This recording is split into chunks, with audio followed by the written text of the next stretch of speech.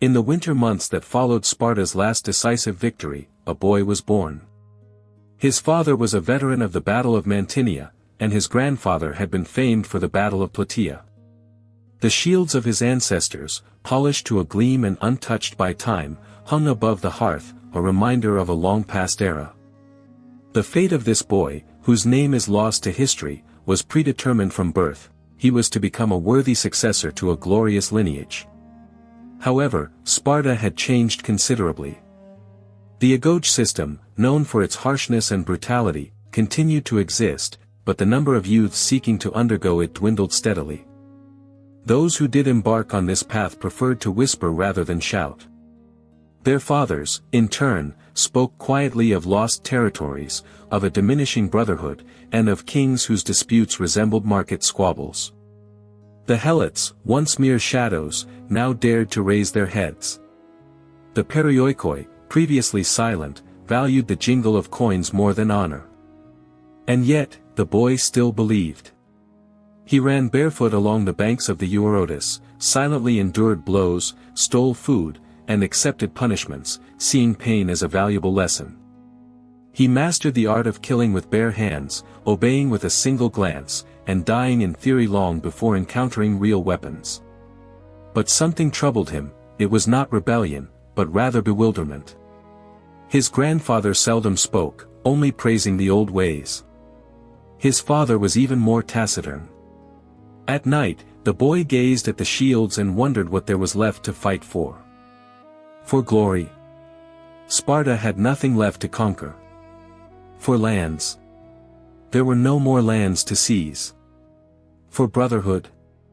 His peers competed more for food than for honor. And love. Sparta did not teach love, it taught endurance. At 15, he was chosen for the Crypteia. Pride should have swelled within him, but instead, he felt only emptiness. He roamed the hills with a dagger, stalking Helot farms, judging strength by outlines, measuring fear by posture. He killed one, perhaps two. But he told no one. The silence pressed on him more heavily than the blade of his dagger. At 20, he received his full shield and was admitted to the ranks of the Spartiates. The ceremony was subdued, no cheering crowds, no sacred chants. Only names called out, back straightened, and a nod from the ephor. After the ephor's affirmative nod, an endless succession of days began, filled with grueling training and fierce skirmishes. The warriors shed blood, but enemies grew fewer, battles swifter, and triumphs increasingly meaningless. He dedicated a significant part of his time to vigilant observation. He meticulously watched the borders, the behavior of the Helots, the horizon for an invasion that never came. His comrades perished not in battle, but from corrosive boredom. Some found solace in wine. Others vanished without a trace into the hilly terrain. Some warriors quietly spoke of leaving, of joining mercenary ranks in distant Egypt, where they would fight for coin, not ephemeral honor. He remained, not out of loyalty, but rather from ingrained inertia. One autumn day, sorrowful news reached him. A distant relative had fallen in a skirmish with the Aetolians. The family gathered for the funeral rites, but there were no tears. Spartans shed no tears.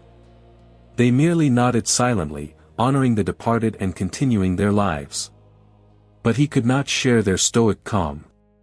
That night, he returned to his home, gazed at the old shields, and for the first time, he voiced the agonizing question, what was it all for? There was no answer. Years passed, but Sparta remained unchanged. Or rather, it was undergoing changes it stubbornly refused to acknowledge. Temples still stood tall, but the priests' speeches resonated before increasingly sparse crowds. The Agoge continued to function, but fewer youths entered its ranks, and even fewer emerged unscathed. The ephors still governed the state, but their words were lost under the weight of their own irrelevance. The warrior, no longer a youth, grew old. Though not in the way Athenians aged. He had no personal diaries filled with reflections, no sculpted busts, no epic poems celebrating his exploits. He had only scars, silence, and monotonous routine. He married late, by lot. His chosen wife was a strong woman, as Spartan laws demanded, and she bore him 2 sons. He felt no love for her, for Sparta did not teach men to love. He felt respect for her unyielding character, her directness of judgment, for reminding him of their people's former glory. His sons entered the Agoge. He watched them bleed, shiver from cold and exhaustion at night after harsh punishments, clench their teeth under the assaults of their peers. At that moment, he felt something, perhaps pride in their resilience. Or guilt for condemning them to such trials. Or both. But he uttered not a word. His firstborn son failed to complete his training. The reason remained unclear, whether illness or lack of attention. No explanations were offered, no sympathy shown. The body was committed to the earth without ceremony. His wife shed no tear, nor did the father himself. They remained silent, sitting with straight backs and clasped hands. His younger son endured, but the world around them had noticeably shrunk. The Thebans fortified their northern borders, the Messenians ceased their tribute payments. Corinth openly voiced discontent with the League. Even Athens, once humbled and fragmented, showed signs of resurgence. And Sparta? It continued to hold assemblies and dispatch envoys, but took no real action. One evening, as the setting sun painted the Taygetus mountains crimson, he left the city alone. He encountered a group of youths training among rocks and dry grass. These were not Spartans, but mercenaries from other lands, learning the Laconian style of combat. Foreign youths were mastering Spartan combat, mimicking the phalanx and shouting commands in broken Doric. They wore approximations of Spartan cloaks, far too bright and garish. He watched their training. Noticing him, the youths froze, a mixture of awe and uncertainty on their faces. One of them, gathering courage, asked, "Are you one of them?" He nodded silently in agreement. They eagerly sought advice and instruction, but he remained silent. They asked about the truth of the legends, of Thermopylae, of children raised by wolves, of mothers who met their sons' deaths with smiles. He uttered not a word. Then he turned and walked back towards the city, which had become alien, towards a silence that transcended all expression, towards a legacy that no longer resonated with him. That same evening, sitting beside his wife, he asked, "Do you think we ever lived up to the images people create of us?" She looked at him for a long time, then replied, "No. But we believed in it. And sometimes, that was enough." He did not reply, but he remained by her side. What else was there for him to do? Time moved relentlessly forward, but Sparta remained frozen in stillness, like a statue unwilling to fall, even as its base became covered in moss. The city no longer dispatched armies, now it merely sent forth memories. Delegations arrived not to negotiate with power, but to wander among the ruins and whisper of past glory. Sparta's former glory faded into the mists of time. The warrior, his temples touched with gray, his joints stiffened with slowness, became a living exhibit for curious foreigners. Scholars from Alexandria, powerful senators from Rome, and wandering poets with inquisitive gazes would sometimes stop him in the city streets. They barraged him with questions, their eyes reflecting awe for the legend. "Is it true you endured the harsh Agoge? Did you truly fight in the invincible phalanx? Did you really eat the black broth that struck terror into your enemies?" He answered plainly, "Yes. Yes. Yes." And they, like chroniclers, eagerly wrote down his every word, seeing in his life tangible proof of a bygone era's greatness.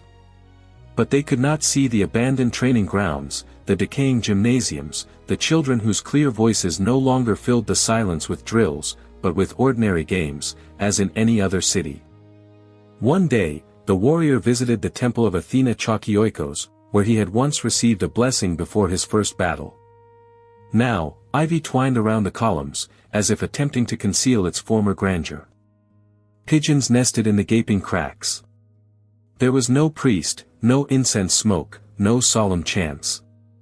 In the marketplace, exotic foreign wares were briskly traded, Sicilian wines enticed with their aroma, Eastern silks shimmered in all colors of the rainbow, and bronze trinkets in the shape of helmets, which Spartans had not worn for generations, drew attention with their exotic appeal.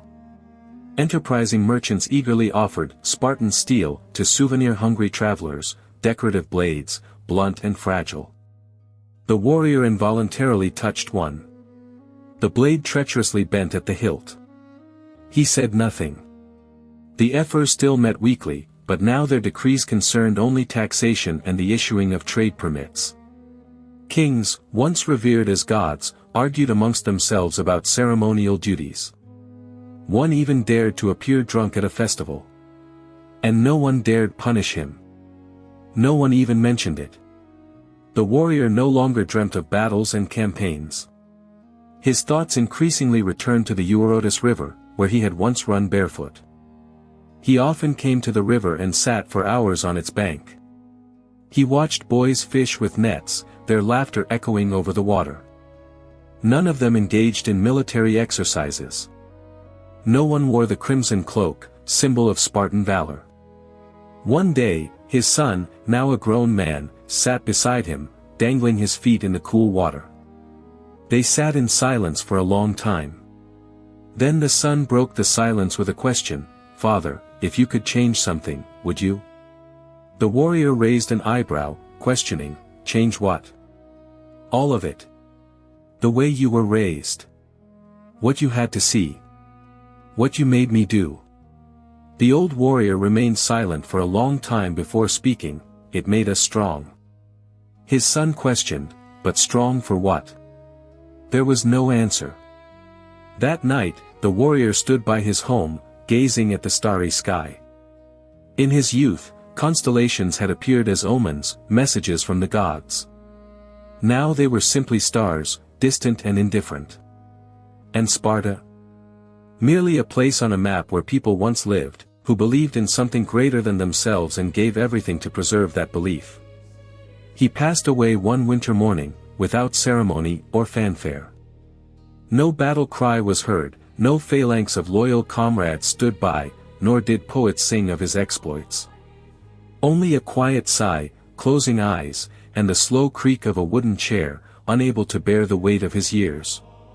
His wife prepared the body for burial, his son built the funeral pyre. Neighbors watched in silent reverence, but no crowd of mourners gathered. No one proclaimed his name, no monument was erected in his honor. In another era, his death would have been honored with rites rooted in the time of Lycurgus himself. But now, only smoldering embers and the howling wind remained. However, as the flames soared upwards, a few village boys approached the pyre. Fragments of stories reached them, not official ones, not those taught in schools, but whispered tales of his involvement in border skirmishes, of how he once took a helot's life in the dead of night, of his solitary journeys into the mountains, from which he returned with eyes that had seen too much. They didn't understand everything, but their gazes were fixed on the fire, as if contemplating something sacred, though nameless. The son stood by the pyre, dressed not in armor and a red cloak, but in a simple linen tunic, faded with time. And as the smoke ascended to the sky, he uttered words once heard from his father beneath the shade of an olive tree, "We were strong." But strong for what? It was in that question, not in the silence and the flames, that Sparta continued to live. For Sparta had long ceased to be merely a city. It had become a memory, a cautionary tale, a lesson on the dangers of extremes. Perhaps its destiny was never to rule, but to serve as a warning. To show the world what happens when a people forge themselves into iron and forget that iron rusts, when discipline becomes blind dogma, when bravery transforms into cruelty, when unity demands silence, and when greatness is pursued with such insatiable thirst that all else is relegated to the background. Even love, joy, and hope for the future. Time rushes forward relentlessly, grinding entire epochs and states to dust, leaving behind only the echoes of former grandeur. Even the future is not immune to oblivion. Ultimately, only tales remain in human memory. Some are whispered from mouth to mouth, others are etched in the stone of monumental structures, a third kind buried beneath thick layers of legends and myths. But if one listens carefully, one can still discern the echoes of footsteps in swirling dust, feel the oppressive silence that reigns between ancient walls, and see rusted shields, hanging solitarily in abandoned homes. It is in this ringing silence that Sparta speaks. Centuries swept by, waiting for no one. New empires arose on the world's political map. Powerful Rome absorbed once great Greece. The Byzantine Empire carefully preserved its ashes. Crusaders mercilessly trod ancient roads. Ottoman conquerors built new towers over old bones. Sparta was renamed, reorganized, forgotten, then remembered again, time and again. However, beneath every ruin, ancient stones continued their incessant whisper. Inquisitive historians carved their way through layers of myths and legends. Some uncovered the harsh truth: cruel laws, enslaved helots, tyranny cunningly disguised as order. Others, conversely, sought lofty ideals, asceticism, courage, solidarity. But most arrived at an inevitable contradiction: a society that simultaneously inspired fear and admiration, cruel and disciplined, magnificent and blind. And, of course, tourists arrived in an unending stream. They stood captivated on the crumbling foundations of ancient temples. Reverently, they pointed to stones once trodden by great kings. Enthusiastically, they photographed themselves beside artfully crafted reconstructions, purchasing Spartan helmets made in modern factories. Children ran and played carefree where warriors once endured grueling training. The jingle of souvenirs echoed in the air where fierce battle cries once resounded. No true Spartan would recognize Sparta in this guise. And yet, perhaps this was its destiny. No society can remain unchanged forever. To survive in a harsh world, it must be flexible, breathe freely, adapt to new conditions. Sparta, however, adamantly refused to do so. It desperately clung to its myth, even as the world around it rapidly transformed. But myths too are subject to evolution. In every generation, there are those who revive the Spartan image: the fearless soldier facing insurmountable odds, the resilient athlete stoically enduring pain, the wise leader ready for self-sacrifice. The story returns again and again, adapted, distorted, modernized. Stripped of mentions of helots, cleansed of fear, polished to a shine for mass consumption. Sparta transforms into a legend, its name becomes a symbol. And yet, the indomitable spirit of the Spartan myth continues to live in people's hearts.